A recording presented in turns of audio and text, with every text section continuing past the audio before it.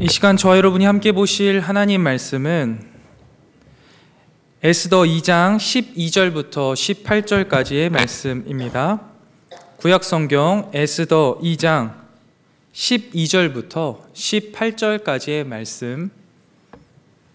구약성경 에스더 2장 12절부터 18절까지의 말씀. 저와 여러분이 한 절씩 교독하고 마지막 절은 함께 읽도록 하겠습니다. 에스더 2장 12절부터 18절까지 하나님 말씀입니다.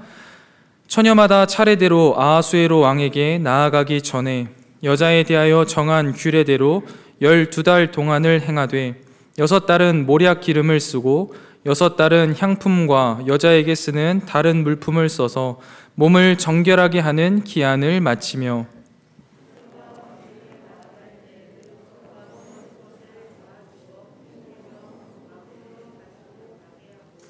저녁이면 갔다가 아침에는 둘째 후궁으로 돌아와서 비빈을 주관하는 넷이 사아스가스의 수하에 속하고 왕이 그를 기뻐하여 그의 이름을 부르지 아니하면 다시 왕에게 나아가지 못하더라.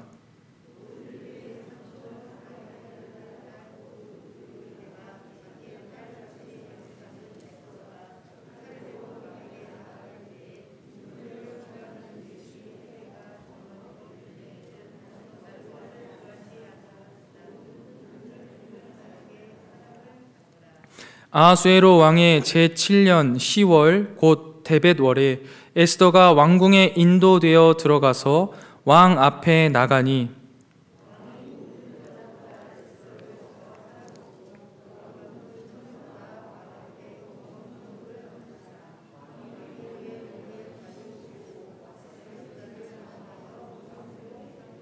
함께 읽겠습니다. 왕이 크게 잔치를 베푸니 이는 에스더를 위한 잔치라. 모든 지방관과 신하들을 위하여 잔치를 베풀고 또 각 지방에 세금을 면제하고 왕의 이름으로 큰 상을 주니라. 아멘. 수요 예배에 나오신 성도 여러분들 환영하고 축복합니다. 여러분들은 혹시 여러분들이 살아가고 계시는 이 세상이 하나님이 계신 세상이다 라고 생각하십니까? 저는 당연히 하나님이 계신 세상이다 라고 생각하고 믿고 살아가지만 때때로 신문을 보거나 뉴스를 볼 때면 하나님 없는 세상이 아닌가 싶은 생각이 들 때가 종종 있습니다. 신문이나 뉴스를 볼 때면 하나님 이야기는 하나도 없고 주식이 어떻게 되었고 부동산은 어떻고 또 소비자 체감 물가는 어떻다는 이야기들, 어떤 정치인이 어떤 막말을 했고 어떤 공무원은 자신의 권력으로 부당한 이득을 챙겼다는 이야기들, 지구에 쓰레기가 넘쳐나고 환경 문제가 심각하다라는 이야기들로만 가득 차 있어서 이러한 소식들을 가만히 듣고 있노라면 도대체 하나님 이야기는 어디에 있는 것일까라는 생각이 들 때가 있습니다. 그리고 이러한 세상 속을 살아가는 우리가 이 세상에서 생존하기 위해서는, 이 세상을 살아가기 위해서는 어쩌면 하나님을 생각할 겨를이 없는 게 당연한 게 아닐까라는 생각이 들 때도 있습니다. 그래도 그리스도인으로서, 하나님의 백성으로서 그렇게 살 수 없지라면서 다시 한번 주일이 지나 수요일까지의 나의 삶을 되돌아보면 과연 나는 얼마나 하나님을 생각하고 하나님 있는 삶을 살았는가 되돌아볼 때 어떤 주간에는 그래 내 삶에 하나님이 함께 하시는구나 생각이 들 때도 있지만 또 어떤 주간에는 야, 내 삶에도 참 하나님이 계시지 않는구나, 나도 하나님과 참 동행하지 못하는 삶을 살아가고 있구나 라는 생각이 들 때도 많이 있습니다. 이렇듯 하나님 없는 것 같은 세상에서 살아가는 하나님 백성인 우리는 과연 어떠한 마음가짐으로 또 어떻게 살아가야 할까요? 세상 사람들처럼 아예 하나님 없는 듯 살면 편할 것 같은데 우리는 사실 하나님을 알고 또 우리가 하나님의 자녀라는 것조차 잊지 않고 잘 기억하고 있어서 하나님 없는 듯 사는 것은 우리에게는 불가능합니다. 그리고 그것이 잘못되었다라는 것을 잘 알지요. 그래서 하나님을 의지하면서 살아내야 된다는 사실을 잘 알지만 그럼에도 불구하고 눈에 잘 보이지 않는 하나님을 의지하기보다는 현실에 순응하여서 정신없이 하루하루를 겨우겨우 살아내고, 이렇게 살아내는 내 자신을 보면서 허무함을 느끼기도 하고 때로는 죄책감을 느끼기도 하면서 나의 연약함을 탓할 때도 있고 그저 한숨으로 하루를 마감할 때도 참 많이 있는 것 같습니다. 그래서 이러한 삶이 반복되는 것만으로는 과연 내가 하나님의 백성으로서 잘 살아내고 있다라고 말하기가 참 부끄러운 실정입니다. 그래서 저는 오늘부터 이 에스더서를요, 우리 성도님들과 함께 살펴보면서 하나님이 없는 것처럼 보이는 세상에서 살아내야 하는 하나님 백성은 과연 어떻게 살아내야 하는가, 어떤 마음가짐으로 살아가야 하는가를 함께 나누어 보고자 합니다. 왜냐하면 우리가 앞으로 살펴볼 이 에스더서가 쓰인 그 당대의 시대가 지금 우리가 살아가고 있는 현실과 매우 흡사하기 때문입니다. 에스더서의 이야기는 주전 한 480년경 아하수에로 왕의 통치 시대의 이야기인데요. 이 아하수에로 왕은 보통 역사를 공부할 때는 크세르크스라는 이름으로 페르시아의 황제로 등장하는 사람입니다. 이 아하수에로 왕은요, 그리스 역사가 헤로도투스가 기록한 역사를 보면 고대 근동의 아시아의 모든 지역, 거의 전역을 차지한 거대 페르시아의 황제입니다. 굉장히 효과적으로 제국을 다스린 왕이었고요, 야망이 많았으며 무자비했고 뛰어난 전사일 뿐만 아니라 많은 여인들이 흠모하였던 매력적인 사람이라고 기록하고 있습니다. 이 헤로도투스가요, 그의 페르시아 전쟁사라는 책에 3분의 1 정도 되는 페이지를 이 아하수에로 왕이 그리스를 침범한 사건을 기록하고 있는데요. 그 정도로 이 아하수에로 왕은요, 역사적으로도 굉장한 일들을 많이 한 대단한 왕이었습니다. 이러한 아하수에로 왕의 통치 기간 중에 이 에스더서가 기록되었는데요. 조금 더 자세히 설명을 하자면 이제 고레스 칙령이 떨어지고 나서 스룹바벨과 함께 1차 포로들의 귀환이 시작되었습니다. 그리고 나서 그때 약 4만 9천 명 정도가 이제 이스라엘 본토로 돌아가게 되었고요. 그 이후에 이제 2차 그 2차 포로가 귀환하기 전까지 10년의 기간 동안의 이야기가 바로 이 에스더서 이야기입니다. 그런데요, 이 1차로 돌아간 사람들의 상황을 이제 고국에서 바라보고 있는 상황인 거죠. 1차로 돌아갈 때에도요, 이 유대인들 중에 현재 지금 이 페르시아에 남아있는 사람들은 지금의 상황이 그래도 살만한 사람들이었습니다. 비록 남의 나라지만 그동안 오랜 기간을 살아오면서 적어도 이 땅이 내가 고국으로 돌아가는 것보다는 낫겠다 싶은 사람들이 이 페르시아에 남아 있었던 것이고요. 이 페르시아에 남아 있었던 사람들이 하만이라는 악한 사람을 통하여서 여러 가지 어려움들을 겪는 게 바로 이 에스더서의 이야기이지요. 그렇다면 여러분, 지금 이 페르시아에 남아있는 사람들의 마음 상태는 어떻습니까?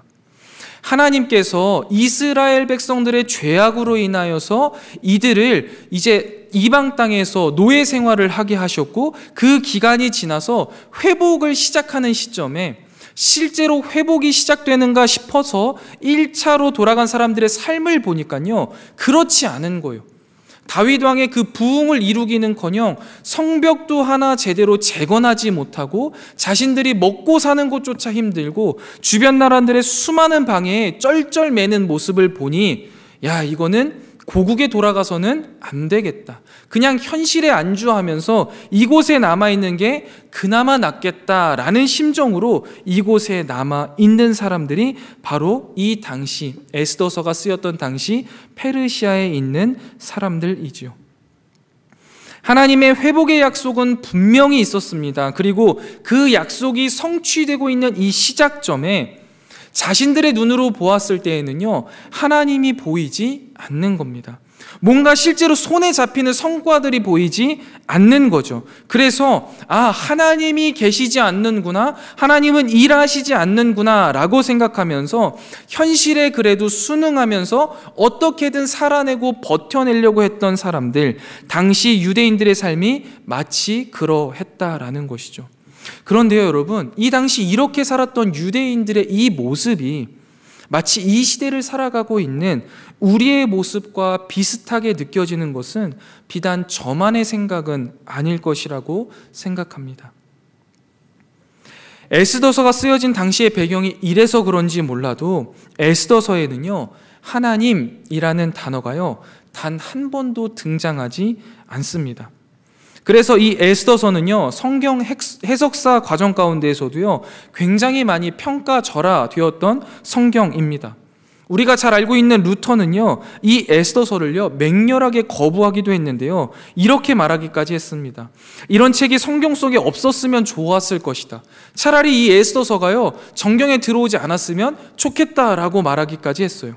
왜냐하면 10장이나 되는 이 에스더서에서요, 처음부터 끝까지 꼼꼼히 아무리 살펴봐도요, 하나님이라는 단어가 단 한 번도 나오지 않는데 반해 이방 왕인 아하수에로의 왕은요, 28번이나 나오거든요.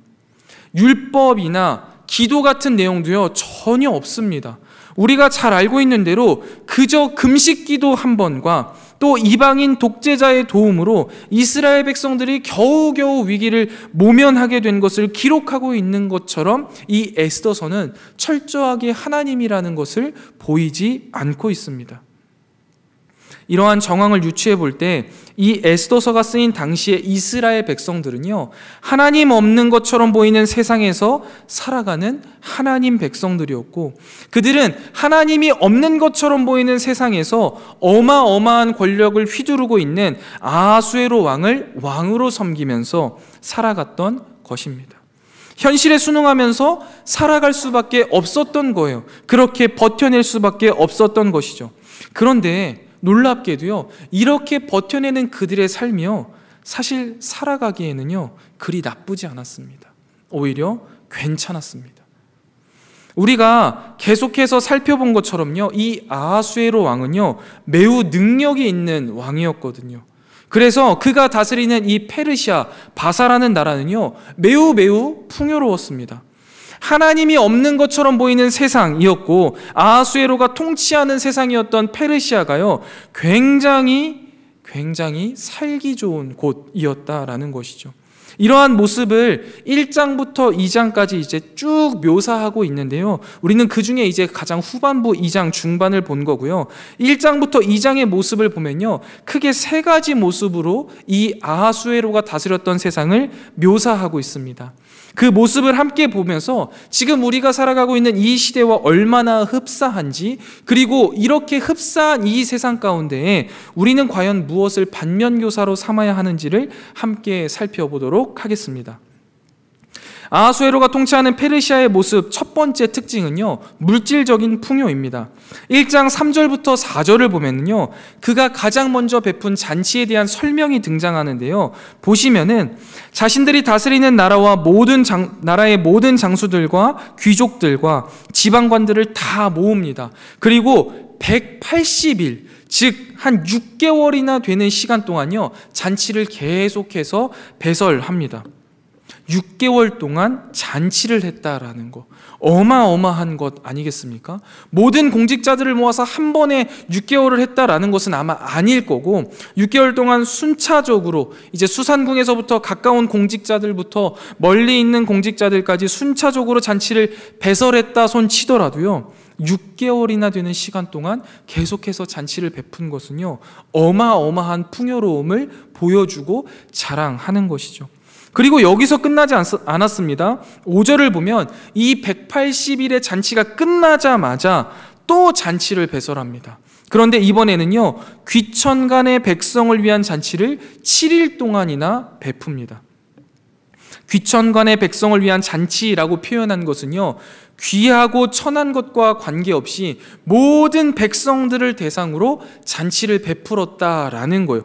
그런데 이것을 7일이나 베풀었고요. 또 이런 연회장을 묘사하는 것들을 보면요, 아름다운 색상의 줄로 대리석을 장식하고 금으로 만든 책상, 은으로 만든 책상에 또 바닥에는요, 온갖 보석이 깔려 있다라고 묘사하고 있습니다. 이러한 묘사를 보면요, 아하수에로 왕의 잔치가 마치 천국을 묘사하는 것처럼 보여요. 대리석에, 은고리에, 금책상에 온갖 보석으로 치장한 길들, 그리고 한없는 어주, 술까지도 끊임없이 내어놓으면서 풍요를 자랑하고 그들의 땅에는 항상 풍요로움과 풍성함이 가득하다라는 것을 보여주고 있는 것이죠.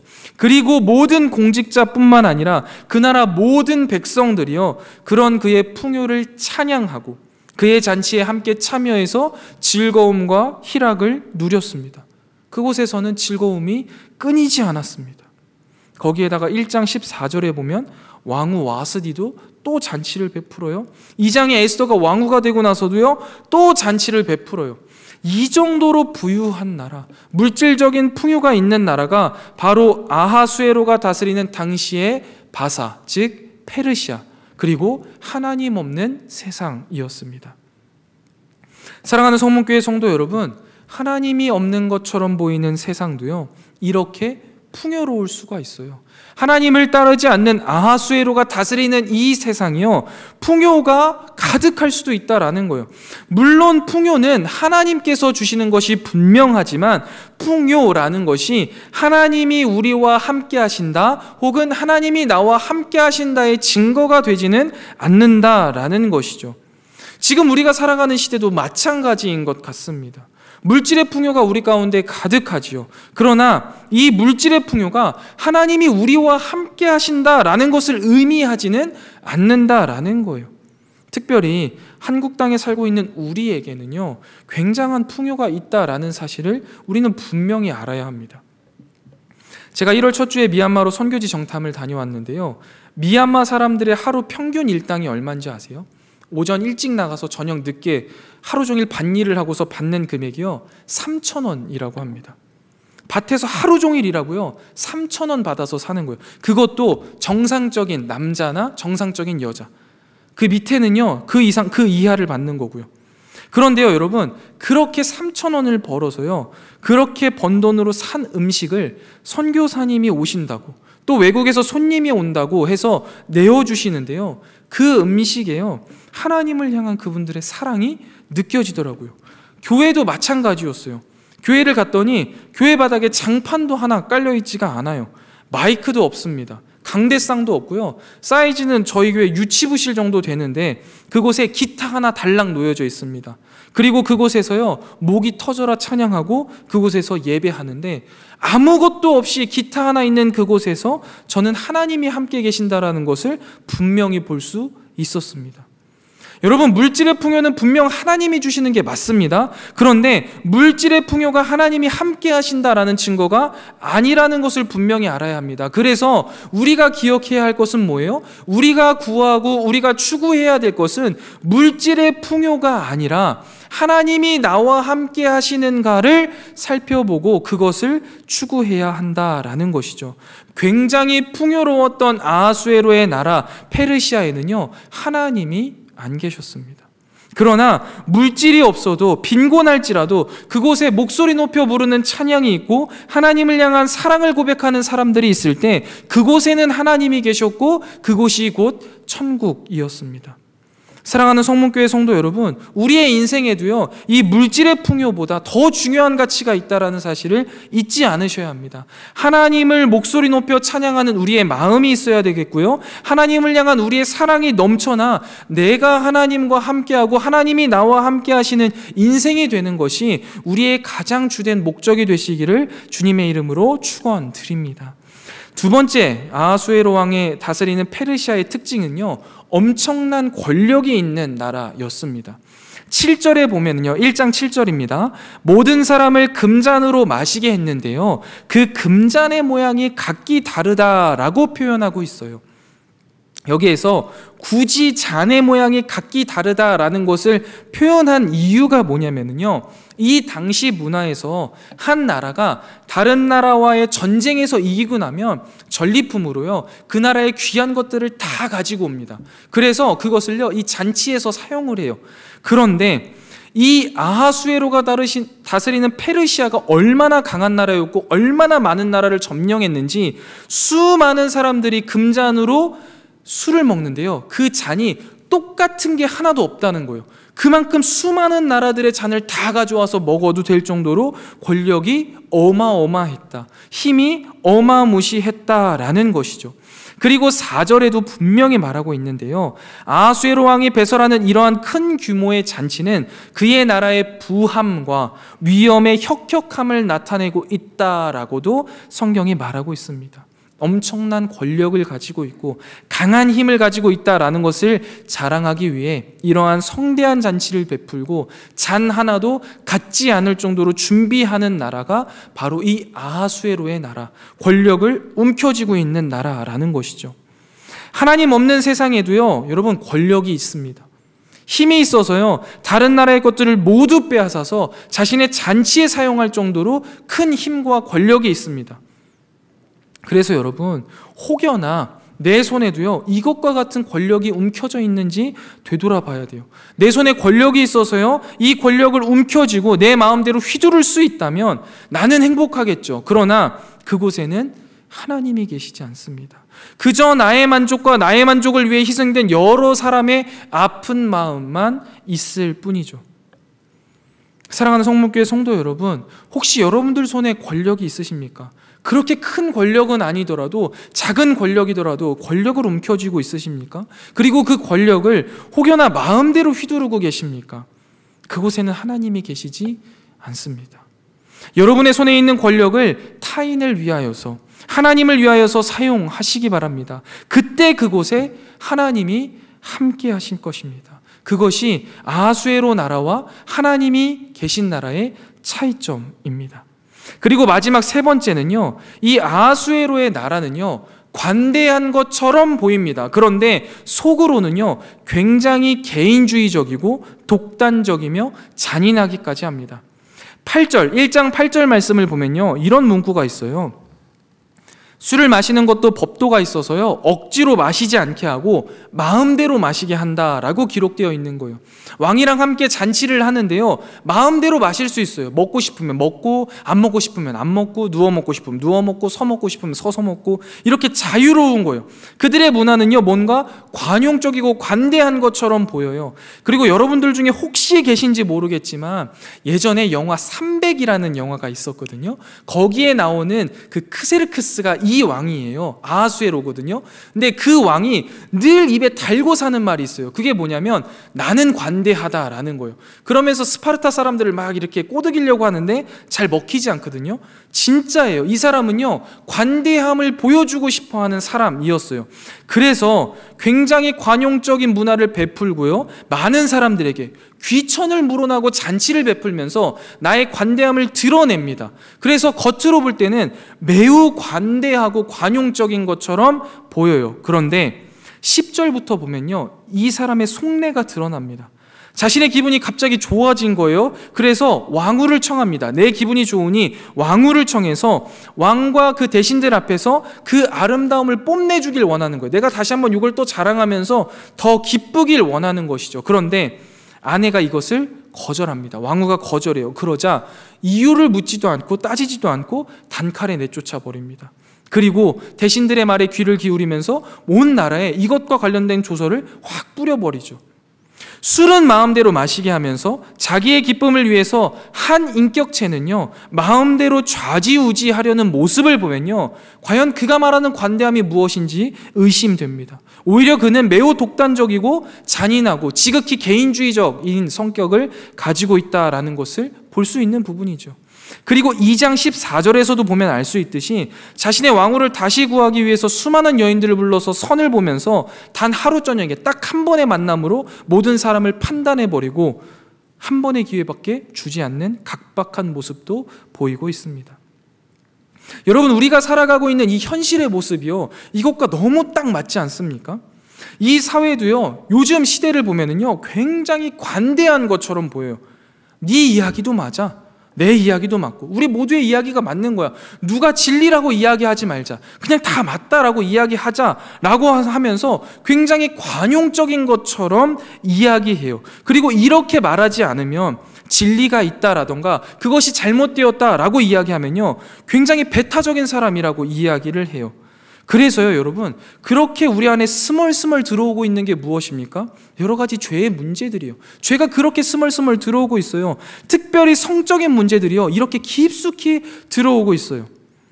여러분들 혹시 여러분 중에 자만추라는 신조어를 혹시 알고 계신 분 계실까요?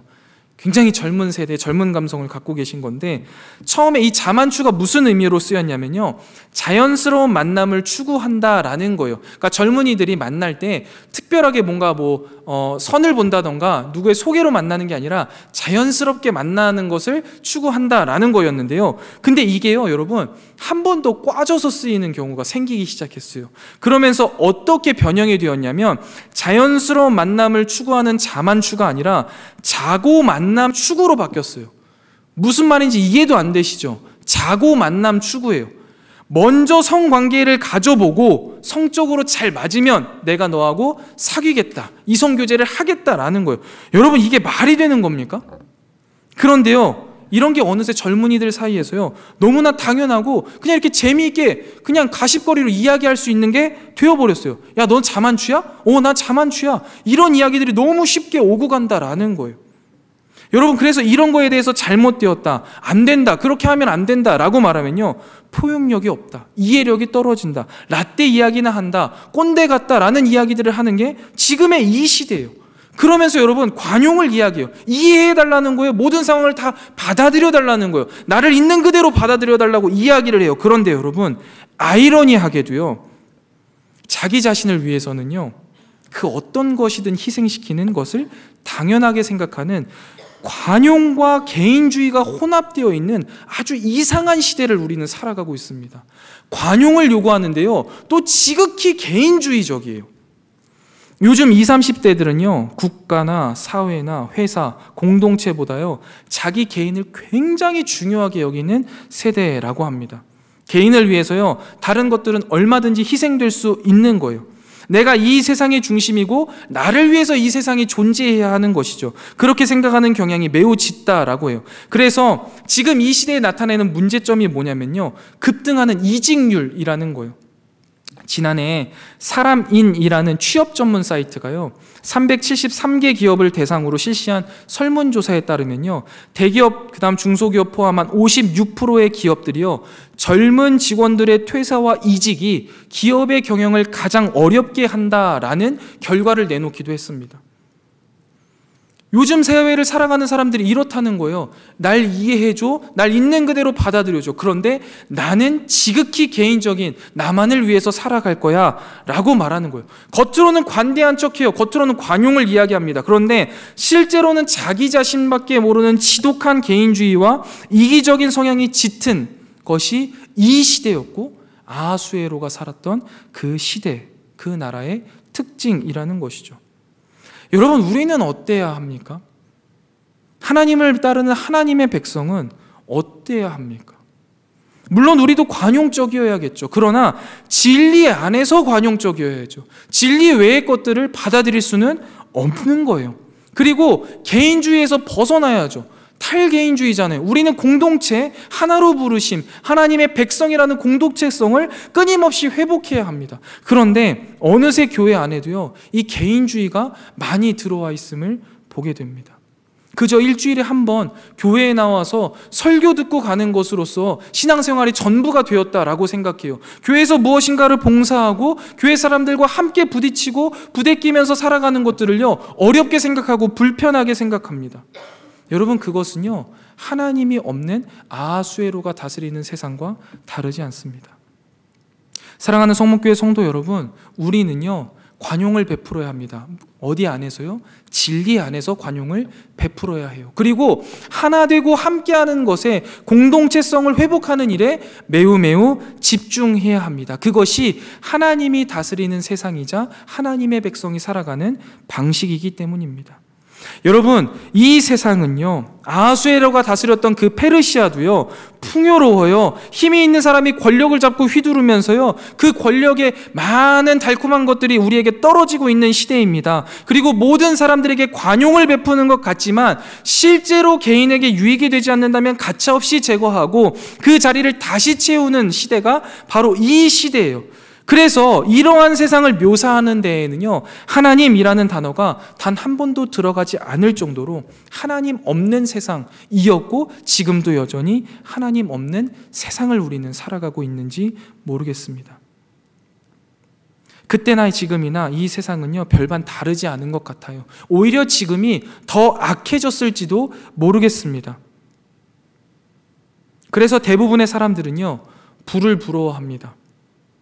권력을 움켜쥐고 싶어 해요. 자기 멋대로, 자기 뜻대로 살아갈 수 있는 사람들을요, 부러워하고 그렇게 되고 싶어 합니다. 그래서 누구나가 다 아하수에로 같은 왕이 되고 싶어 해요. 아니면 아하수에로 같은 사람을 추종하며 그 사람 밑에서 거하면서 편안한 삶을 살아가기를 원해요. 그래서요, 하나님 없는 이 세상에서 살아가는 하나님의 백성들, 하나님의 사람들은요, 참 어렵고 힘든 삶을 살아갑니다. 이 나라의 방식대로 하루하루를 견디며 살아가기도 하고요.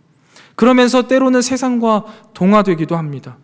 때때로 용기를 내어보죠. 그래서 세상에 등 돌려보기도 하고, 때때로 용기를 내어서 그 세상을 떠나보려고도 하지만 실제로 그 모든 것들이 녹록치 않아서 그냥 그대로 또 다시 한번 주저앉게 돼요. 그래서 나는 또 멈춰있는 것처럼 느껴집니다. 그래서 현실에 좌절하게 되죠.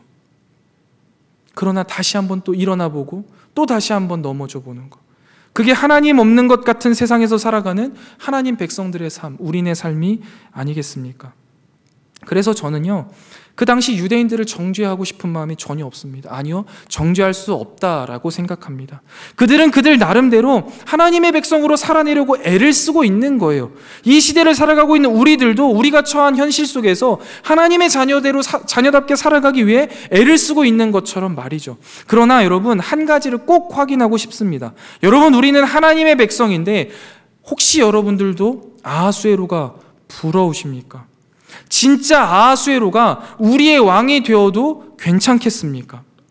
엄청난 부를 가지고 있고 엄청난 권력을 가지고 있어서 그가 베푸는 잔치에서 먹고 마시며 웃고 떠드는 삶을 사는 것으로 우리의 인생이 만족스럽다라고 말할 수 있으시겠습니까? 저는 그러고 싶지 않습니다. 아마 그리스도인들, 우리는요, 그런 삶을 원하지 않을 겁니다. 우리가 계속해서 에스더서를 함께 읽어가면서 더욱 자세히 살펴보겠지만, 사실 이 아하수에로 왕도요, 모든 것을 다 움켜쥔 것 같았지만 사실은 매우 불쌍한 사람입니다. 오늘 말씀에도 보면은요, 그 자신의 기쁨을요, 진정으로 함께 나눌 수 있는 사람이 단 한 명도 없었다라는 것이죠. 내가 너무 기쁜데 내 아내가 나의 기쁨을요, 함께 나눌 수 없는 거예요. 그 기쁨에 통참할 수 없는 거예요. 돈이나 권력이 아무런 소용이 없는 거예요. 자신의 마음을 이해하는 척하는 간신들이 주변에 득실거렸지만 실제로 그와 마음을 통하고 소통하는 사람이 단 한 명도 없었던 것이 아하수에로 왕의 모습이었습니다. 이런 그가 부러우십니까? 그가 가장 가까워해야 하는 아내와 그 와스디조차와도 그 기쁨을 이해하지 못해서 아하수에로 왕의 명령을 듣지 않고 말을 듣지 않고 그 기쁨에 헌신하지 않을 정도로 그에게는 그의 마음을, 그의 기쁨을 함께 기뻐할 만한 단 한 사람도 없었던 외로운 외톨이가 바로 아하수에로 왕이 아니었습니까? 그런데도요, 그 당시 많은 사람들은 하나님이 보이지 않는다라는 핑계로 하나님이 없는 것처럼 보이는 세상에서 이 아하수에로 왕을 섬기면서 그렇게 그의 아래 기생하면서 그에게서 흘러내려오는 물질과 권력의 맛에서 헤어나오지 못한 채 이것으로 좇사오니 하며 현실에 안주하며 살았던 사람들도 있었던 것입니다. 사랑하는 성문교회 성도 여러분, 우리의 삶은 과연 어떻습니까? 이 당시 아하수에로 왕의 시대와 비슷한 시대를 살아가는 우리가 과연 아하수에로 왕의 장수들처럼 그의 관료들처럼 살아가고 있지는 않은지요? 아니면 아하수에로 왕 시대에 여전히 페르시아에 남아서 지금의 현실에 만족하면서 그럭저럭 살아가는 것에 만족하며 그나마 풍요로운 이곳에 머물기를 원하는, 하나님 없는 세상도 그저 괜찮다며 이곳에서 머물러서 나의 안녕과 평안을 위해 살아가겠다라면서 그 자리에서 버티고 있지는 않은지 나의 삶을 되돌아 보아야겠죠. 이 시대를 믿음으로 살아가기에는 하나님이 너무나 눈에 보이지 않아서 마치 하나님이 없는 세상 같아 하나님 없는 세상에서 살아가는 사람처럼 부와 권력에 기생하며 그들의 방식대로 관대한 척 살아가지만 지독히도 개인적이고 타인에게 잔인한 삶을 살아가고 있지는 않은지 우리의 삶을 되돌아보아야 한다라는 것입니다. 그런데 여러분, 이렇게 살아가고 있었던 유다인들의 삶 속에서도요, 그런 그들의 상황 속에서도요, 여전히 희망이 있음을 우리는 말씀을 통해서 볼 수 있습니다. 그 희망이 바로 무엇입니까? 바로 하나님이십니다. 하나님은요, 아하수에로 시대 속에, 그 페르시아 제국의 시대 속에요, 하나님이 보이지 않아 하나님이 없다라고 말하는 세상 속에서 실제로 보이지 않지만 일하고 계셨습니다. 그 누구도 하나님이 일하신다고 생각하지 못하는 그 순간 속에서, 그 시간 속에서 하나님은 묵묵히 일하고 계셨다라는 것이죠.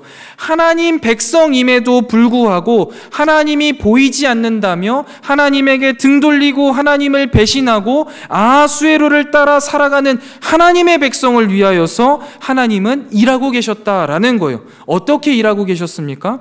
오늘 본문 1장부터 2장에 보면은요, 그 누구도 거절할 수 없는 절대 권력을 가진 아하수에로 왕의 명령을요, 왕후 와스디가 거절을 합니다. 사실 거절할 수 있는 문제가 아니에요. 거절하면 죽기 때문에 거절할 수 있는 문제가 아닌데 거절해요. 그리고 이 거절을 통해서요, 왕후의 자리를 비우게 만드십니다. 그리고 그 자리에 누구를 앉히세요? 에스더를 앉히시는 것을 볼 수 있어요. 하나님이 전면에 등장하지 않지만 하나님은 이러한 일들을 꾸준히 뒤에서 행하고 계시는 거예요. 왜냐하면 하나님의 회복의 약속이 분명했고 그 약속이 성취되어 가고 있지만 그들의 눈에 실제로 보이지 않았고 그들의 손에 실제로 잡히지 않아서 그저 하나님이 없는 것처럼 보이는 현실에 타협하면서 살아가려 했던 그 유대인들을 그냥 두었다가는 악한 하만이라는 작자의 손에 멸망하게 될 것을 하나님은 다 아셨기 때문에 하나님은 보이지 않지만 일하고 계셨던 것입니다.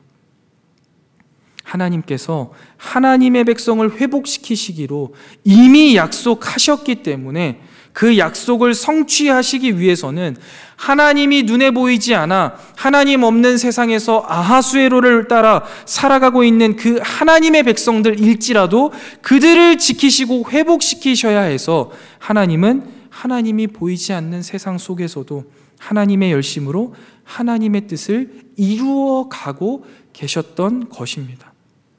세상도 하나님의 백성도 눈에 보이지 않아서 하나님이 없다라고 생각했지만 하나님은 눈에 보이지 않게 일하고 계셨고 하나님의 백성과 눈에 보이지 않게 함께하고 계셨던 것이죠.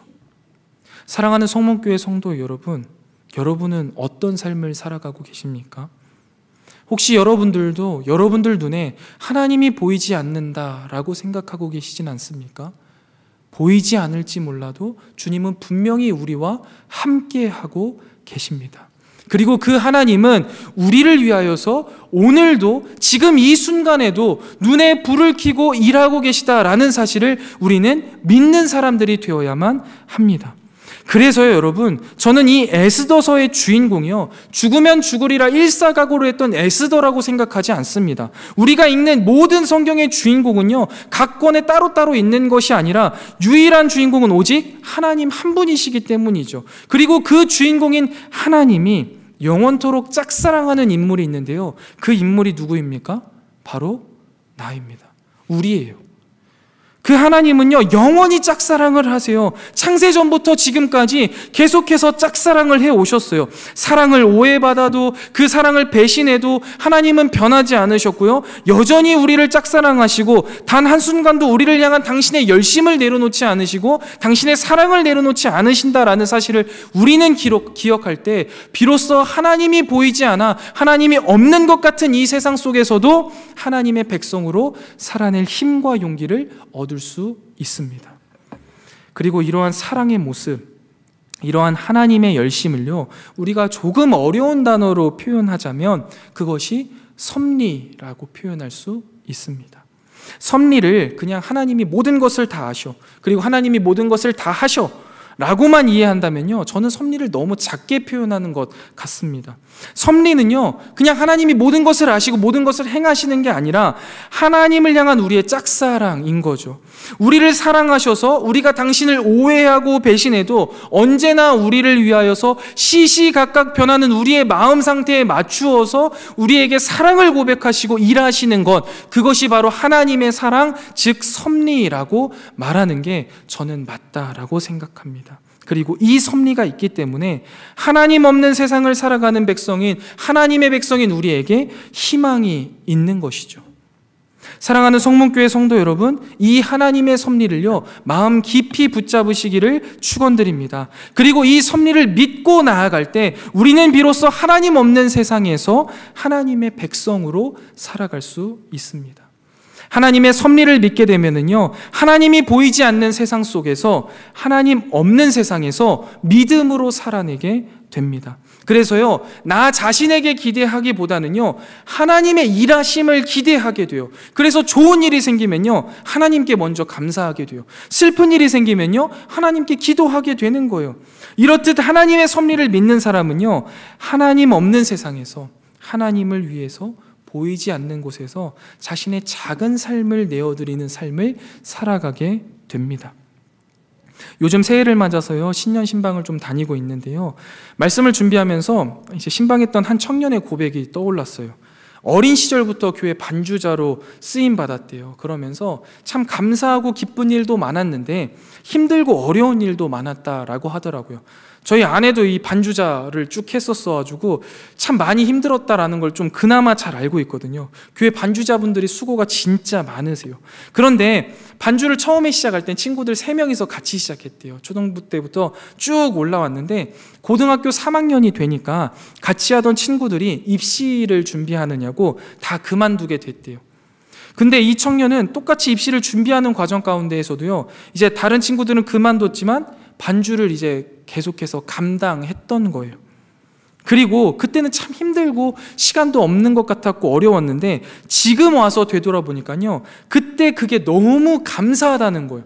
그 고등학교 3학년 때 반주자로 섬길 수 있었던 것이요, 너무 감사하다는 거예요. 뭐가 감사하냐 물어봤더니 나를 사랑하시는 하나님에게 나에게 가장 빛나는 시간을 드릴 수 있었어서 너무너무 감사하다라고 고백하더라고요. 그래서 제가 야, 진짜 대단하다, 너의 헌신이 참 귀하다라고 이야기했더니 내가 한 게 아니라는 거예요. 하나님이 하셨다라고 이야기를 하는 거예요. 그때 문득 떠올랐어요. 아, 이게 하나님의 섭리구나. 여러분 아시잖아요. 세상에서, 특별히 우리 한국에서 고3이면은요, 하나님 없는 세상이 아니에요. 공부, 입시 외에는 아무것도 없는 세상을 살아가는 그 고3이 하나님의 섭리를 믿고 자신의 가장 빛나는 시간, 오히려 자기 자신을 위해서 오롯이 써도 부족한 그 시간을 하나님 앞에 드린 거예요. 근데 그게 내가 드린 게 아니라 하나님의 섭리였다라고 고백하는 것. 여러분, 이것이 섭리를 믿고 그 섭리를 붙들고 하나님 없는 세상에서 하나님을 믿고 의지하며 살아가는 백성의 삶 아니겠습니까? 말씀을 정리하겠습니다. 오늘 우리가 살펴본 에스더 1장부터 2장 18절까지는요, 에스더가 살았던 하나님 없는 세상에서 살았던 하나님 백성들의 삶에 관한 이야기입니다. 그리고 이후로 10장까지도요, 이 이야기들이 계속해서 진행되어지고요. 그 당시 이스라엘 백성들은요, 하나님의 이름을 직접 언급할 수조차 없는 각박한 세상 속에서 살아가고 있었습니다. 오늘날 우리가 살아가고 있는 이 세상도 기독교와 복음에 대해서 굉장히 배타적입니다. 이러한 상황에서 우리는 때때로 그냥 현실에 안주하며 살아가기도 합니다. 그러나 괜찮습니다. 에스더서는요, 우리의 연약함을 아시는 하나님이 우리를 대신해 당신의 열심으로 하나님의 뜻을 이루시고 하나님의 백성을 인도하신다는 섭리를 담고 있는 이야기입니다. 보이지 않아도 내 삶을 인도하시는 이 하나님의 섭리를 믿는다면 우리에게 희망은 있는 것이죠. 사랑하는 성문교회 성도 여러분, 2023년도 나에게 얼마나 많은 기대를 하시면서 어떤 계획들을 세우셨습니까? 그 계획은 이 시간부로 잠시 내려놓으시기를 바랍니다. 그리고 나를 위해 나에게 섭리하실, 나의 인생에 섭리하시는 하나님을 기대하며 하나님의 계획에 내 자신을 내어드리시기로 결단하시기 바랍니다. 그렇게 우리의 인생을 하나님 앞에 내어드릴 때 우리에게 2023년도는 희망찬 한 해가 될 것입니다. 이 섭리를 믿으며 나를 사랑하는 하나님께서 나를 통해 일하실 수 있도록 나 자신을 드리는, 나의 작은 삶을 하나님 앞에 기쁨으로 드리는 저와 여러분이 되시기를 주님의 이름으로 간절히 축원드립니다. 우리 이 시간 나의 가는 길 함께 찬양 드리신 후에 오늘 들은 말씀을 기억하면서 함께 기도하도록 하겠습니다.